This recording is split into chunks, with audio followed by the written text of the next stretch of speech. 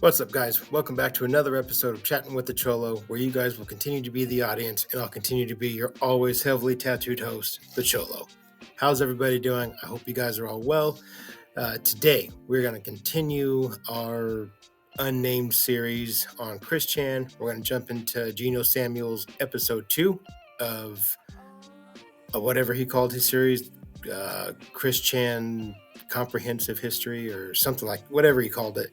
I'll read the name of the title when we jump into the actual video. If you're new around here, there's a lot of pointing our fingers and laughing at the misfortunes and misdeeds of these little cows. Body cam footage videos from time to time, mostly just a place to laugh and judge the dregs of society. If that sounds interesting to you, please check out the rest of my video library. I would appreciate it. And if you're one of those that have been around for a minute, you've been checking out my videos for a while, been in my comments regularly, you guys already know how I feel about each and every one of you. I appreciate you guys.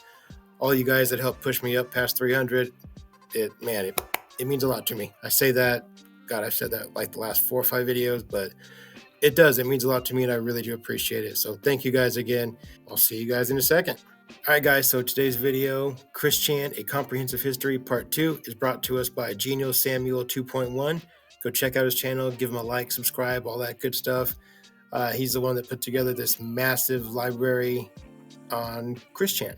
It's supposed to be the most comprehensive, complete documentation of Chris Chan's that's available on the internet. So let's go ahead and jump into it and see what's in store.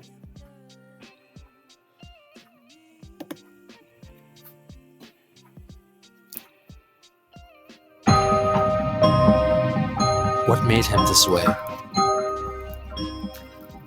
What is the attraction? What keeps us fascinated? This is the story of Chris Chan.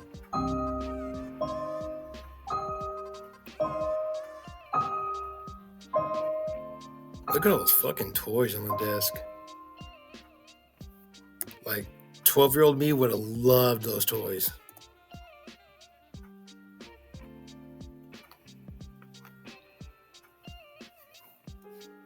In the year 2000, the Chandlers came back to their family home in Ruckersville, and in August, at the behest of his parents, Christian began attending Piedmont, Virginia Community College, where the highest level degree students could attain was an associate degree. Perhaps spellbound by illusions of grandeur, Chris chose to study marketing, but Bob quickly transferred him to a computer-aided drafting and design degree, in the hopes that it would be a better fit for his challenged son and his future. According to the PVCC handbook of the time, this was a 2-year degree worth 15 credits. In addition, he took English classes and even a tennis class. Apart from study, he continued to develop his Pokemon website and added more cards to his wall of originals, creating cards representing, among others, his beloved Sonichu. Garbage. In October, he launched Quick's Sonichu site, a website devoted to his original character. Over the course of the year, the Sonichu family grew. Sonny and Rosie? He created Sonny, Sonichu's pre-evolutionary form, and dedicated a trading card to him. He also gave Sonichu a female companion, Rosechu, based on Amy Rose from the Sonic franchise. After high school, contact with his gal pals was lost, apart from Kelly. He claimed to have called her every weekend for about a year. For Christmas of that year, Christian made her a CD entitled Songs for Kelly as his gift.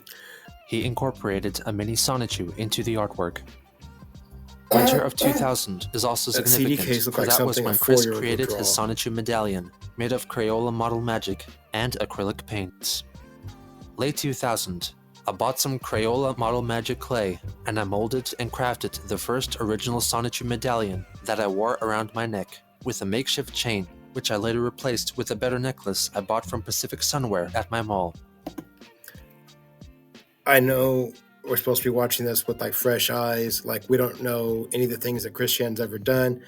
And if my channel is the first place you're hearing about Chris Chan, that's mind-blowing, because he's all over the internet. But for those of us that know who he is, that medallion, there's so much history behind that fucking thing.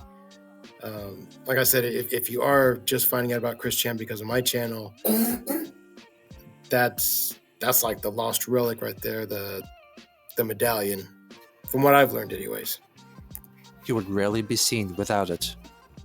The following year, he continued to develop the lore around Sonichu, which included creating an offspring for Rosechu called Rosie, and designing an Archie Comics cover for Sonic the Hedgehog vs. Sonichu. For his mother's 60th birthday, he made her a cake with Sonichu on it. In July, he filmed the City of Quickville tour using the stop-motion feature on his Game Boy camera. The town in question was his yet unfinished Quickville made of Lego. He still hadn't settled on a naming system yet, so he spells it in two different ways.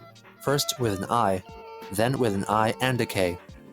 The tour is led by a Lego incarnation of Christian, and he shows two landmarks of the town: the water tower and go-kart pass, before the video abruptly ends, possibly due to the Game Boy camera only having the capacity to hold 30 frames at a time. In August, Christian got a job at Wendy's. He was mostly in charge of cleaning trays, tables, and carpet tile flooring, keeping the place neat and serving the customers with kind, understanding help. He alleges that he never quite saw eye to eye with his supervisor, who disagreed with Chris's way of operating. According to one supposed event, he got his uniform dirty, and despite it being likely that he could have swapped with a clean spare at the establishment, he proceeded to continue to work with his sullied attire, and even attempted to wash it in the bathroom sink.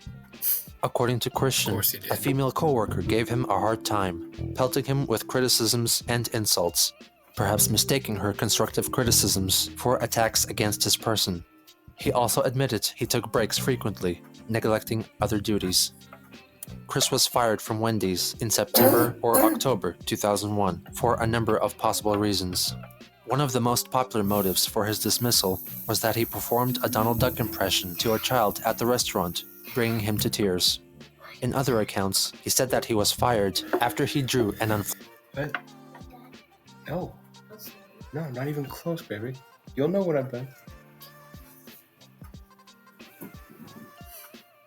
Flattering characters was that he performed a Donald Duck impression to a child at the restaurant, bringing him to tears. In other accounts, he said that he was fired after he drew an unflattering caricature of an older female co-worker. His termination was likely a culmination of these events. It was also around this time that Chris ended his weekly calls to Kelly. He gave conflicting reasons for this. He first stated that he suffered from noviophobia, a term he coined, which he defines as a fear of speaking to a woman who may already be in a relationship, which convinced him that his calls were in vain. Initially, Chris stated that he was told by his mother that Kelly most likely already had a boyfriend, so he might as well quit his attempts.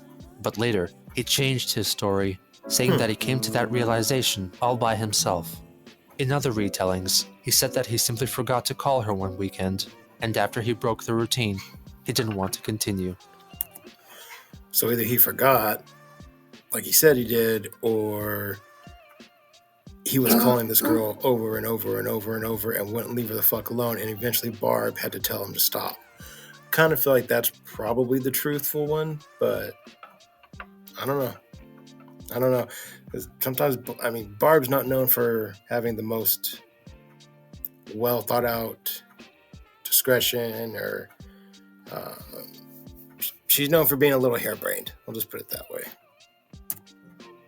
On February 24th, 2003, Christian spent a tearful 21st birthday. For some reason, he was kicked out of English class by his male and possibly gay professor. Like many historical accounts of his life, he keeps changing the story. First, he said that the class was reading the book Wednesday's Child, which featured an autistic girl. He recounted that he told the professor that he was autistic as well, which resulted in a misunderstanding and Chris being forced to leave the class. Alternatively, he admitted to causing a disruption in class, writing in a report, "Exclamations you'd likely hear from a black person in church," which prompted his dismissal from the classroom. This ejection further increased his hate for men and his dismissal from the classroom. Likely hear from a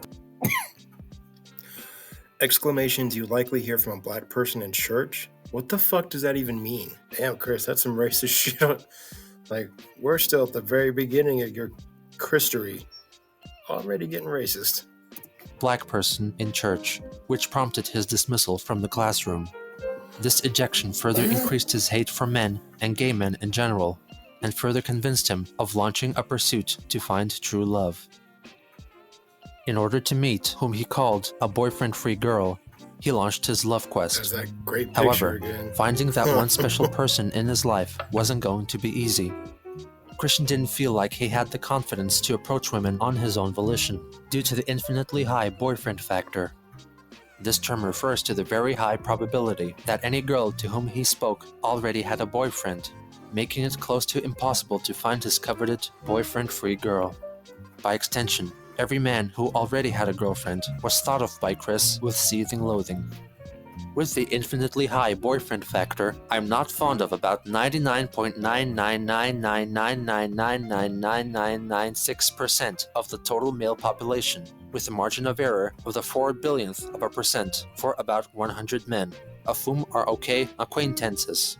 Those doofs get all the luck, having a sweetheart to care for and to be cared from, getting all the hugs, kisses, and emotional support and the security of a solid future without loneliness and with love and children. And besides that, my autism is not much help on the programming of my mind. Sigh. Oh, my life. To combat... What the fuck? Jesus Christ, let's go back a little bit. Infinitely high boyfriend factor. You know, females have always outnumbered males throughout the history of the world.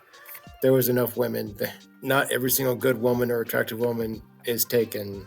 Believe it or not, they can be single too. It just shows how childish and juvenile his thinking was and still is. Mind. Sigh. Oh, my life. To combat his reluctance to approach prospective females, he devised a way in which women would approach him instead. The attraction sign. Christian created what he called an attraction sign, which was much like a personals ad, but in public. 21 and single white male, shy, smart, young at heart, computer skilled, humorous, a great thinker and go-getter, natural salesperson, enjoys good parts of life, diplomatic, friendly, loves his family, peaceful, very creative. Loves his family takes on a whole new meaning. I mean, not to make a gross joke there, but you know what? I'm not the one that fucked his mother, so Chris did that. He's lonely. Seeking a cute 18 to 21 single female companion, 18 to 21 years of age, does not already have a boyfriend. Single, average to slender weight, body type, white.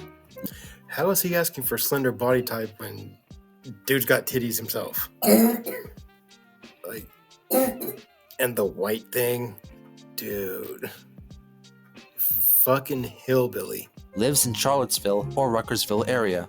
Does not smoke or drink alcohol. Happy, positive personality.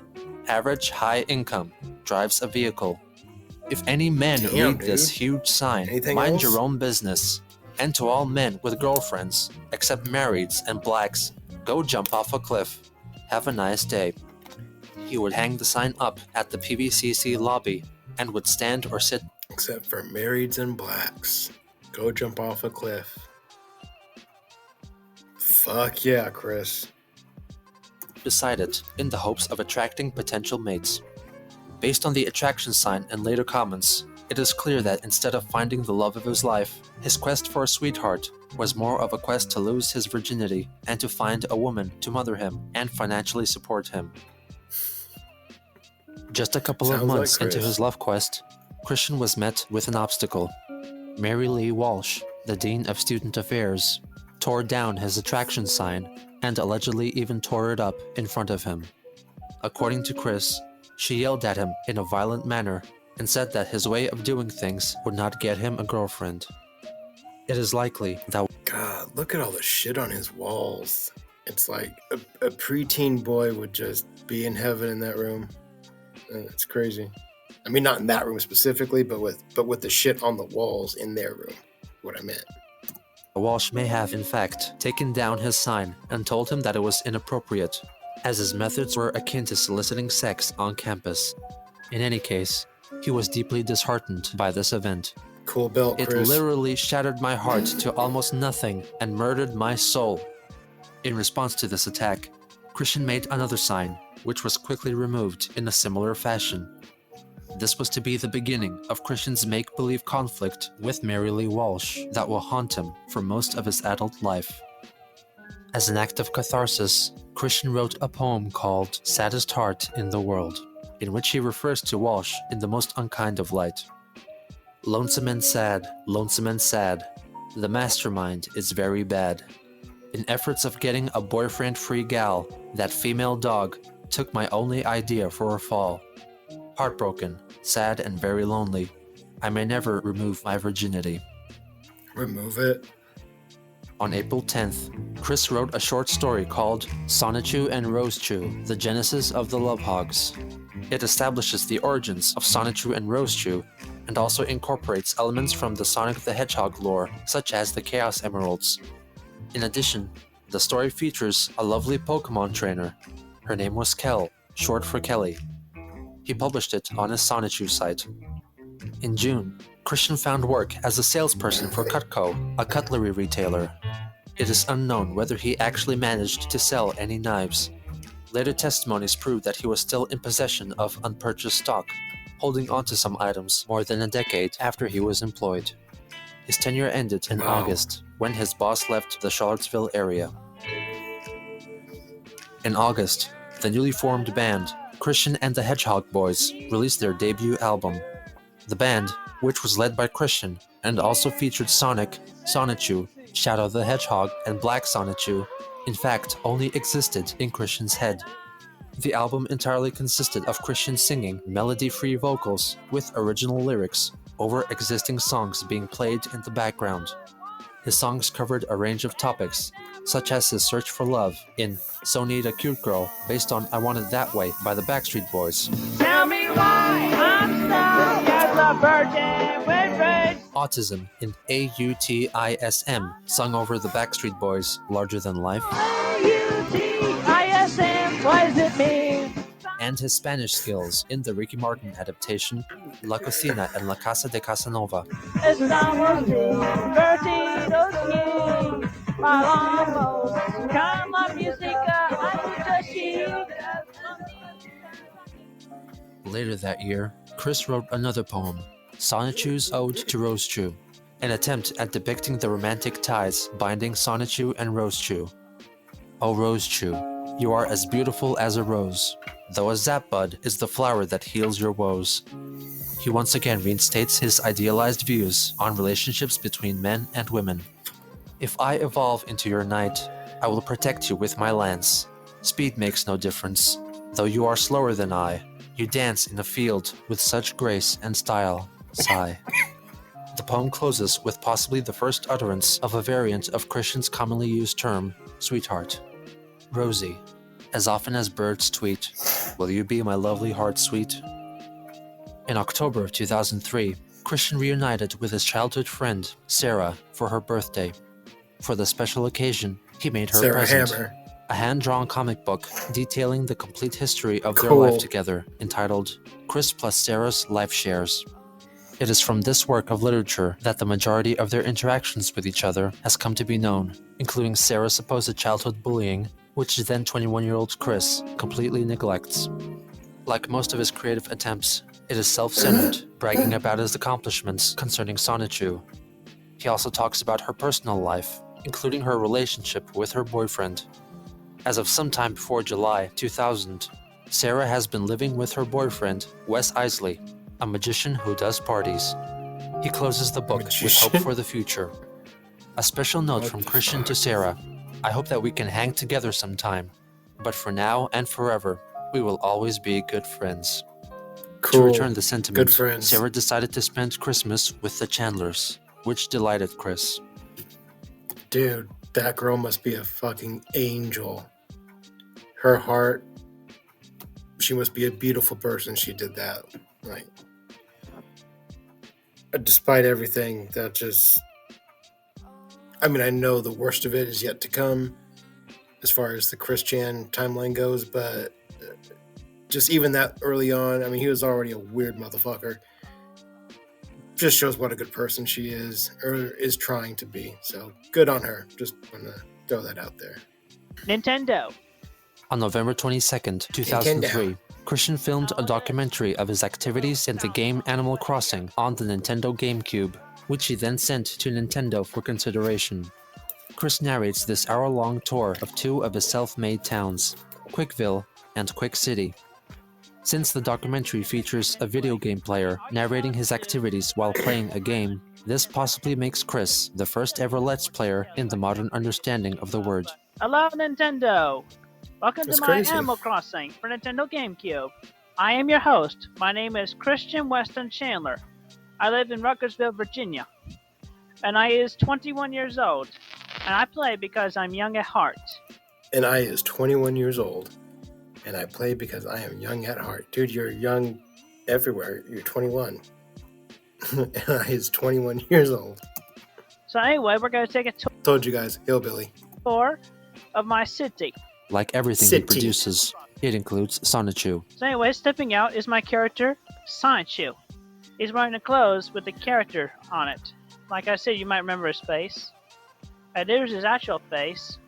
You remember the rest of his body, you see the whole picture. Chris performs a spontaneous rendition of Yellow is a Mellow Color off the Sonic and the Hedgehog Boys album. Yellow is a mellow color. Yes, it is a mellow color. Sonichu zaps the lightning. And mellow color.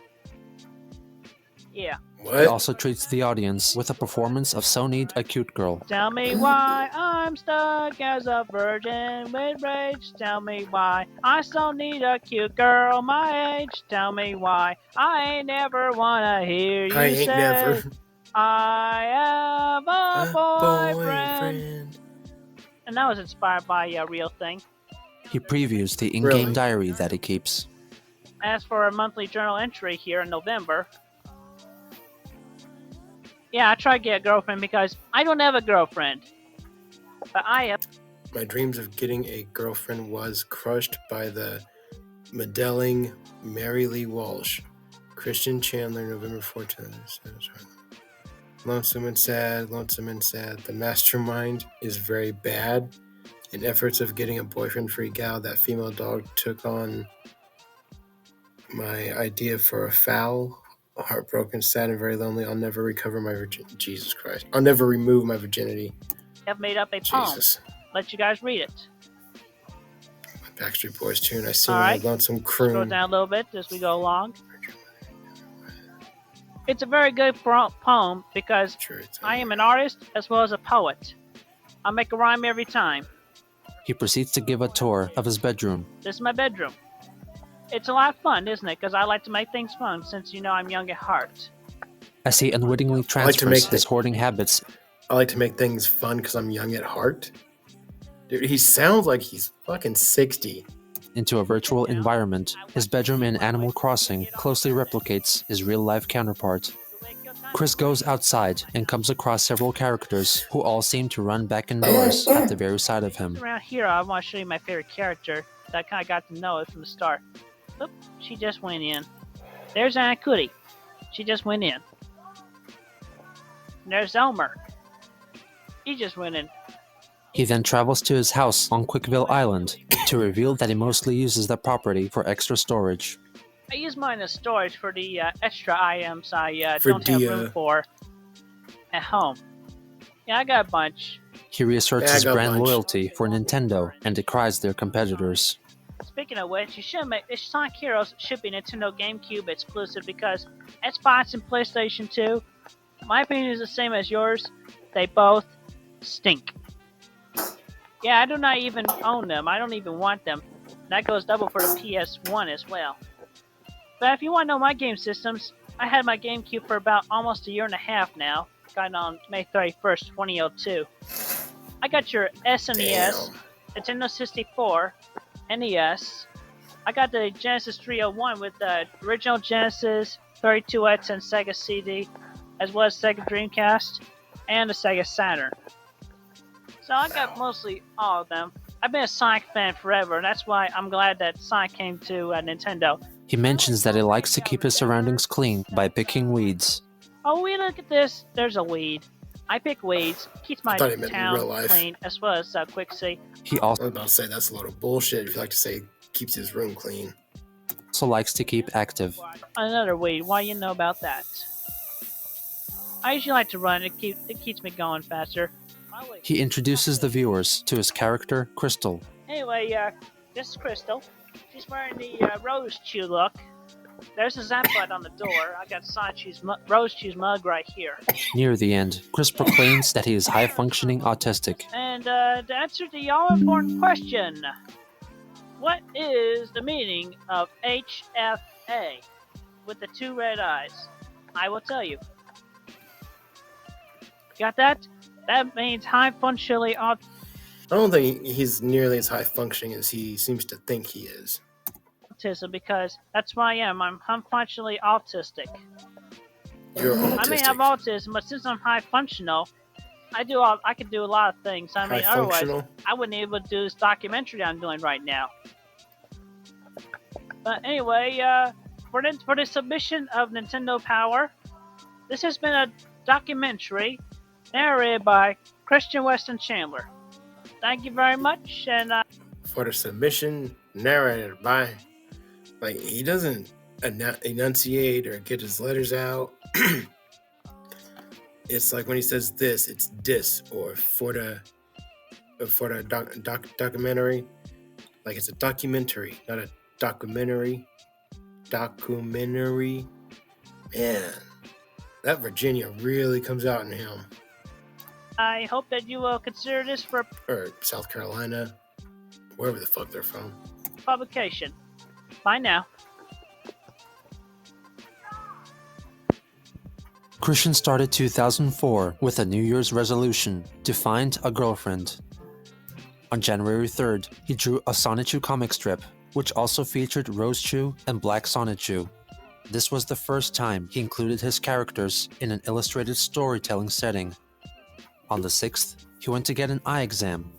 The optometrist in question happened to be Dr. David Chandler, Chris's brother from Bob's first marriage, who informed him for the first time that he had an 8-year-old niece named Savannah. On January 18th, he wrote Hard Love Quest, a poem concerning his difficulties in finding a boyfriend-free girl. Without girlfriend love, he feels an older age, as he is still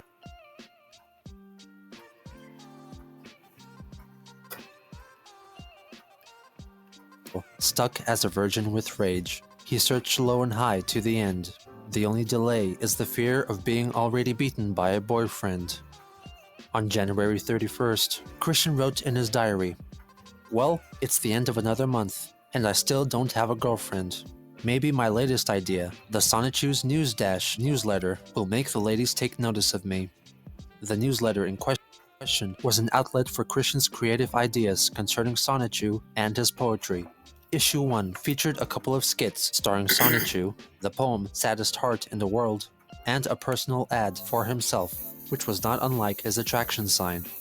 Christian is a very shy and very thoughtful person and will only accept person-to-person encounters. When getting his attention, approach and say hi to him. Do not flirt from a distance. He will not be able to notice. To find Christian, he'll be wearing the Sonichu medallion. In addition to posting a digital copy onto his website, he distributed printed copies of the newsletter around PVCC campus as an alternative to his attraction sign. This must have caught the attention of Mary Lee Walsh, who issued a cease and desist order. In an email dated February 1st, Chris tried to settle out of court. "Mary, I've slept on it, and I've realized that note hanging is not the way to get attention, and I don't really want to meet with either you nor Susan. No offense. I'll tell you what, let's forget the meeting, and if you will allow my newsletter to stay in distribution, I will do all of the following. I will never hang notes on the wall again. I'll consider stopping my silent treatment on Susan. He'll consider stopping his silent treatment on Susan. He'll consider it. Like, oh my God. Consider knocking you and Susan up my scale of respect, each by 2 points. 0 equals no respect, 10 equals respect." Wow, he clearly thinks very highly of himself. Like, very highly of himself. Walsh replied and insisted that they meet the following week. On February 9th, Christian recounted the events of that meeting. Mary Lee Walsh made it illegal to distribute the news dash. "I am very angry at that XXXXX. In response, I plan to incite the masses and hope they demand the return of the news dash so my chances on getting a girlfriend can be restored. I have also declared war on them as well. It was allegedly during this meeting where he performed his Curse Yehameha attack, which consisted of Chris mimicking the hand motion of an attack move from the anime series Dragon Ball Z and cursing people into experiencing bad luck. However, it is not certain whether he was inspired by the original occurrence of the Kamehameha or its parody featured in another anime, Excel Saga, to which Chris has definitely been exposed. In March, Chris claimed that the kerfuffle concerning Walsh got his parents upset. That'd be fucking hilarious to see in this dean of students' office and just this kid says, Kamehameha. Or what? I think that's how you do it. Man, what I just said was stupid. I should cut that out if I'm smart, and if I didn't. At 2. That XXXXX Mary Lee Walsh got on my and my parents' nerves.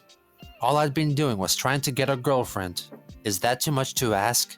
I am very devastated due to my shattered heart that XXXXX caused unto me.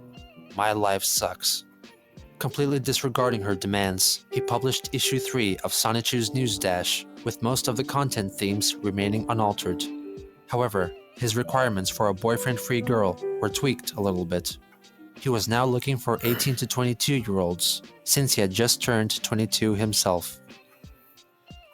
In May of 2004, Nintendo Power magazine published an article highlighting Christian's Animal Crossing video, referring to Chris only as Sonichu. Simply amazing. There's no other way to describe what we've received from Sonichu of Quickville, a full video documentary that walked us through his daily life.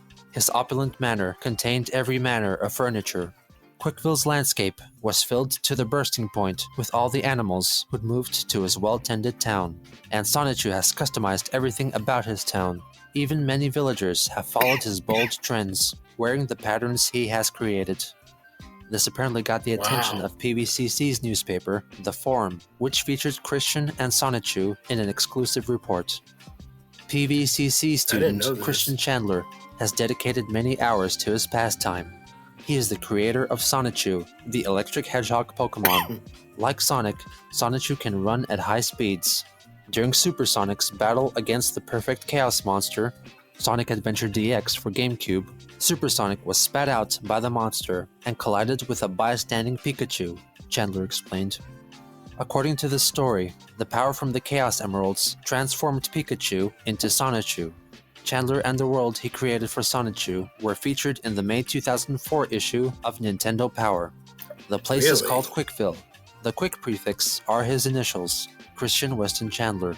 Nintendo Power was apparently impressed with Chandler's work. During all this rigmarole, he continued to publish his news dash, but he updated his personal contact information to include a link to his Match.com profile, which he created to aid in his love quest. It was also around this time that he opened a MySpace account. I enjoy drawing, listening to music, playing video games, and TCG. I also like anime, Legos, and I love my parents. I also enjoy web design. He proceeds to list all the gaming consoles in his... Guys, real quick, I don't mean to interrupt the video for this shit, but I don't know if I said this in episode 1 or not. What I've learned about Chris Chan over the past year or so has been from channels like Kiwi, Smokey MCC, I believe CJ Holiday's done some. There's other channels like Blue Sapphire, Aldentum, Downward Spiral, all these guys, lots of guys that cover channels like that. I've heard of Geno Samuel, and I knew he had a lot of episodes. I didn't know he had 80 something.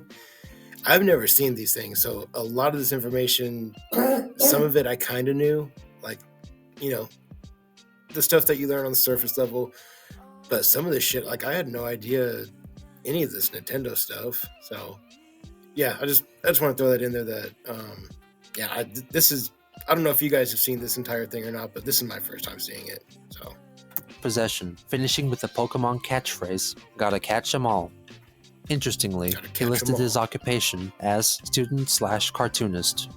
He explores his most desperate desires in his blurb. I am a bit shy, but I would enjoy the company of a beautiful girl who likes some of the things I do. I also like to have fun when I can, and I don't really like to be alone. I graduated from high school on the honor roll, and I'm doing very well at PVCC. A lot of men make false promises to their girlfriends, but I am totally different.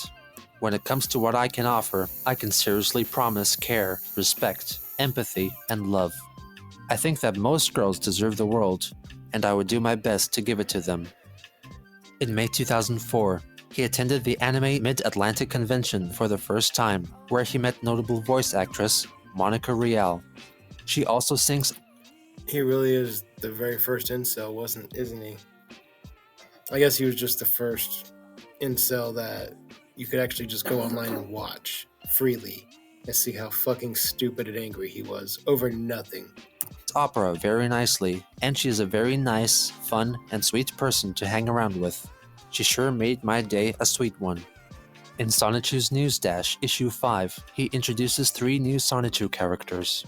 Christian Sonichu, based on himself, Wesley Sonichu, his quote-unquote rival, who's based on Sarah Hammer's boyfriend, Wes Isley, and Sarah Hammer Rose Chu, obviously named after Sarah herself. In June, to celebrate the 24-year wedding anniversary of his parents, Chris made them a present, a dramatic retelling of the family's life via Animal Crossing. Through this videographic endeavor, he delves deep into the family's history. Hi, Mom and Dad. How are you doing? This is my little present for y'all. A little documentary for y'all. Here in Animal Crossing, for Nintendo GameCube. About how y'all were and how you are now and so forth. So, take a trip back in time with me, won't you? As we explore how each of you were. Of course, first we'll travel back in time to the time of good old Robert Franklin Chandler Jr. He was a hip youngster back in his day. Let's take a look inside his chateau and see what describes him as him. He collects records, and he's got lots of them. He's got so many shelves. You might call him a record case. Yeah. Chris reveals that Bob has Cherokee ancestry. He was born in Cherokee in Texas. Actually, he was like 1/16 Cherokee. But that's why we have this totem pole here. This Chinese lion here, that's he's been to Korea for World War II, I believe it was. And they gave him a Chinese lion? Medal of Honor. That's what this is right here. He performs the same type of tour for Barbara. But she went to school, and she worked hard. And see these shirt here, that's her school colors, blue and white, because back in high school, she was a cheerleader. Bum bum, tis boom ba, yay yay, la la la. Yeah, yeah, she like likes that, the old stuff as well, so she's got a little tea set here. And we got a kitchen, fridge, and a stove. Here's a little fan to keep cool with. Keep food in this little pantry. And she keeps her brooms and mops in the old closet here. Although somebody brought up the mop, somebody wanted to clean up. You put your garbage in the garbage can. And this is the sad part. In some places now, in very few houses nowadays, but what happened in the old days, the bathroom was in the same room as the kitchen. Ew. But luckily, we always remember. Why? Why would any... Oh, gross. I hope Chris is wrong. And if not, I hope that's just some, like, West Virginia backwoods hillbilly shit, because, disgusting. I mean, I understand people weren't as educated earlier in history, but the smell alone would make you feel like, oh, maybe I shouldn't have this by my food. I don't know. Wild idea, I know. Remember to wash your hands with soap and water. Yeah. Anyway, that's just in the days of old. Nowadays, she does have a private bathroom. Yeah. Chris explains how his parents first met. They met over at May's pub. Yeah. Mom was just sitting down with her friend. She was watching Bobby sing up here. Get fucking And, well, drunk. she really liked his singing, so as father put, she went up to him and then, as he passed by, changed the thermostat. Yeah. Anyway, she chased him down the hallway and cornered him. And then after that, they just talked. They just talked things out, and they got to know each other, found common things. I bet they did find a common Bob, thing. do you take this woman to be lovely wed wife, to love and hold and cherish and to honor? I do. And do you, Barbara, take this man to be a lawfully wedded husband, to love and cherish and to honor forever? I do. I now pronounce you man and wife. You may kiss the bride. Whoopee! After reenacting their wedding, Christian introduces himself into the picture. But anyway, when first comes love, then comes marriage, then they come along with their baby carriage, and that's where I came in. Born in February 1982 was me. He gives himself a tour of his own room. So anyway, this is my bedroom. And then returns to Bob's room. As a little retribution for how things were, we're going to play a little number on the jukebox here. But since we don't have side-by-side on recording, we're going to play Sitting Under the Apple Tree.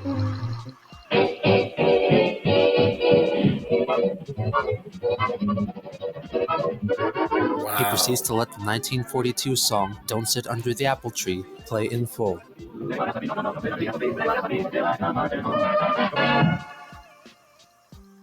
there you have it, nice little blast from the past.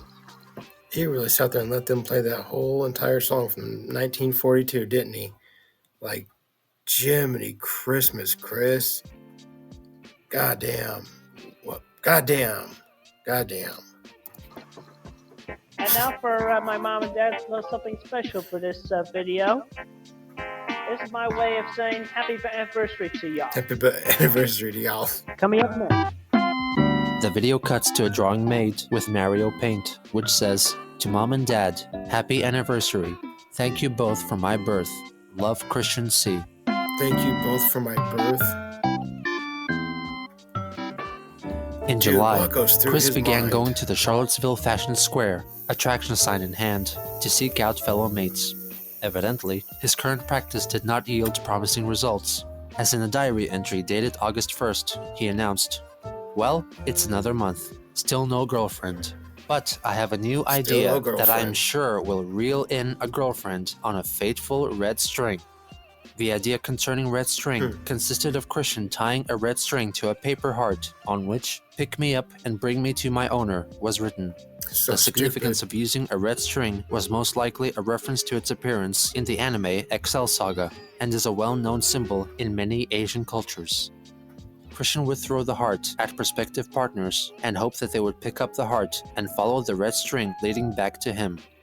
It cannot be determined how successful this strategy could have been, because just 4 days after he employed the red string of fate, a mall security guard, which Chris referred to as a jerk-op, put an end to it.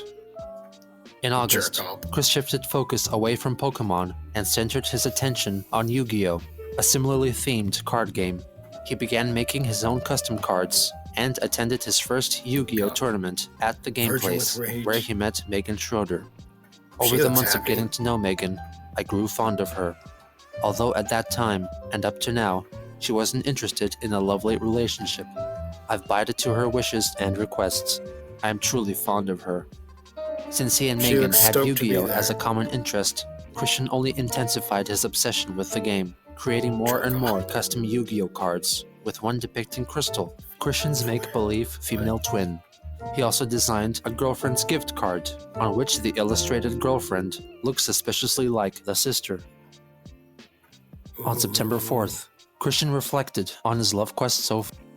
Dangerous territory, Chris. Dangerous territory. That leads to weird things. While I was at the mall for the 8th week today, I realized something.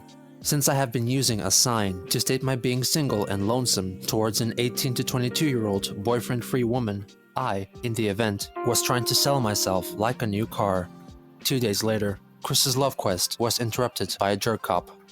I told that jerk-cop off when I pulled some of my fun cards and told my lonesome virgin story, intimidated him, and shouted no into his face. In short, today was my Independence Day, but I am still alone. On September 11th, His search for love took a turn for the worst. I was not bothering anyone at the mall today while I was trying to sell myself when I got arrested for trying. I fortunately did not go to jail, but I have been stripped of my right to go to the mall by myself. I would be required to bring my mom or dad with me. My independence and my soul were practically murdered.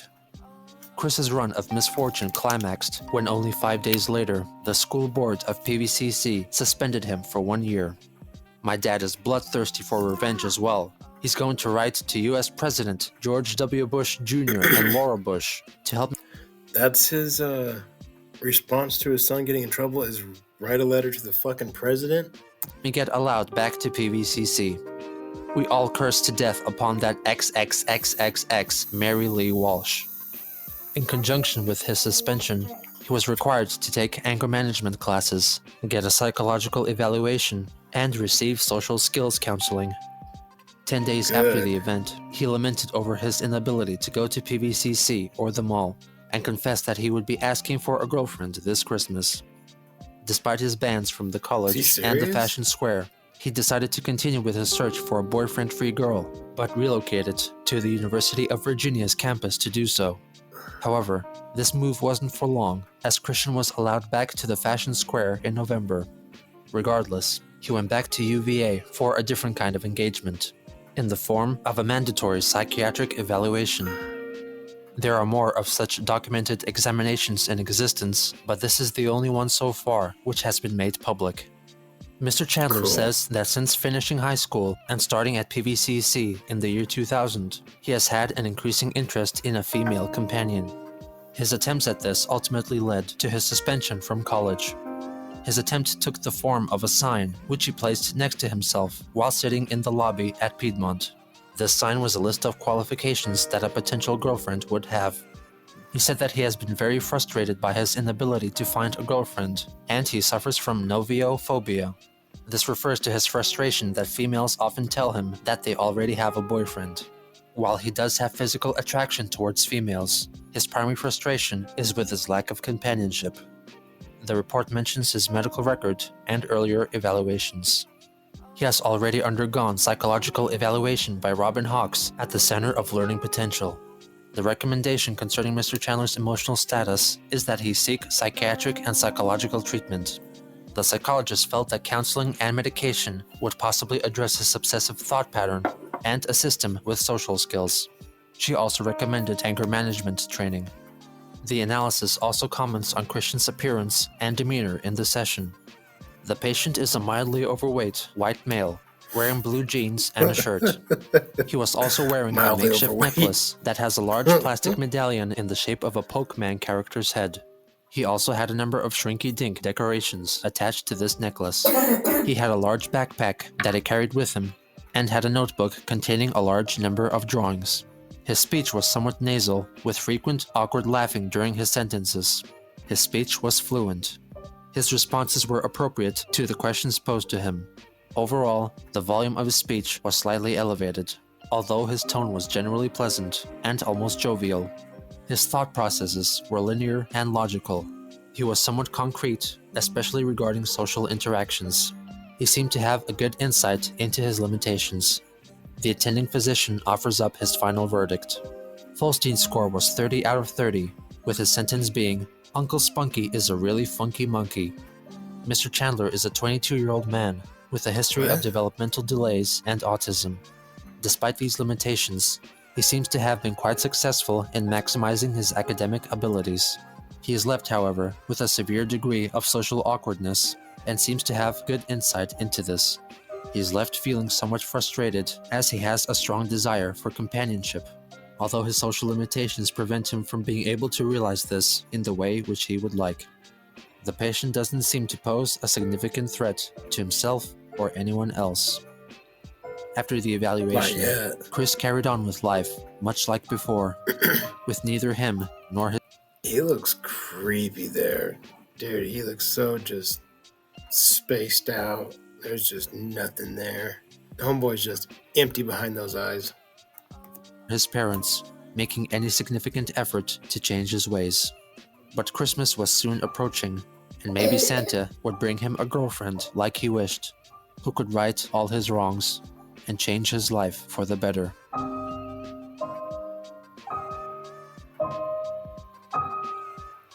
Even there. Wow. What an episode, guys. Man, if you guys made it to the end of that one, I appreciate it. Thank you for taking that leg of this journey with me. That was part 2. And man, it's getting more interesting. Honestly, I can't wait to shoot part 3 and get it uploaded to you guys too. I'm having a lot of fun with these. I hope you guys are too. If you are new to the channel, thank you for taking the time to check it out. I really do appreciate it. And if you're one of my OGs, you've been around for a minute, you guys already know how I feel about you. These are super interesting. These are really, really good. I hope we can get more and more people to watch this so we can watch it all together. I really like doing these Let's Watch Togethers. You guys said you like the face cams and you like the longer videos, so hopefully we're accommodating that for you guys. Thank you again for being here. I really do appreciate it, and I'll see you guys in the next one.